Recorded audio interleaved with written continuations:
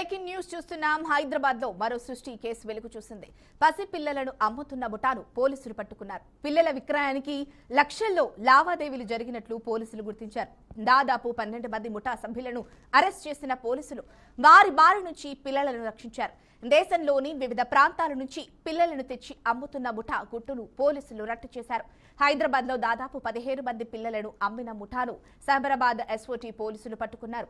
పక్కా ప్రణాళికతో శిశువులను విక్రయిస్తున్న 12 మందిని పోలీసులు అదుపులోకి తీసుకున్నారు.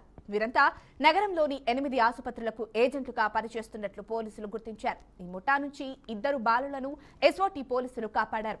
అంతేకాకుండా ఒక్కొక్క శిశువు అమ్మకం వెనకాల 15 లక్షల రూపాయల లావాదేవీలు జరిగినట్లు పోలీసులు విచారణలో బయటపెట్టారు.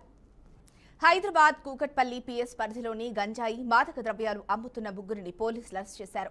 రెయిన్బో విస్టాలో వాచ్మెన్ గా పనిచేస్తున్న బీహార్ కి చెందిన ప్రశాంత్ కుమార్, నీరల్ కుమార్, చందన్ కుమార్ గంజాయి విక్రయాలకు పాల్పడుతున్నారు. గంజాయి విక్రయాలపై సమాచారం అందుకున్న ఎస్ఓటీ పోలీసులు రెయిన్బో విస్టాలో దాడులు చేసి నిందితులను అరెస్ట్ చేశారు. అనంతరం వారి నుంచి మాదక ద్రవ్యాలతో పాటు కారు, 3 సెల్ ఫోన్లను స్వాధీనం చేసుకున్నారు. తెలంగాణ డీజీపీ శివధర్ రెడ్డి నియామక ఉత్తర్వుల రద్దుకు హైకోర్టు నిరాకరించింది. 2 వారాల్లోగా డీజీపీల ప్యానెల్ లిస్టును యూపీఎస్సీకి పంపాలని రాష్ట్ర ప్రభుత్వాన్ని ఆదేశించింది.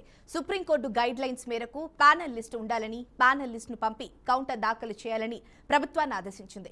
సుప్రీంకోర్టు తీర్పునకు విరుద్ధంగా శివధర్ రెడ్డి నియామకం చేపట్టారంటూ హైదరాబాద్కు చెందిన టి ధన్ గోపాలరావు ఇటీవల హైకోర్టులో పిటిషన్ దాఖలు చేశారు. తదుపరి విచారణను వచ్చే నెల 20కి హైకోర్టు వాయిదా వేసింది.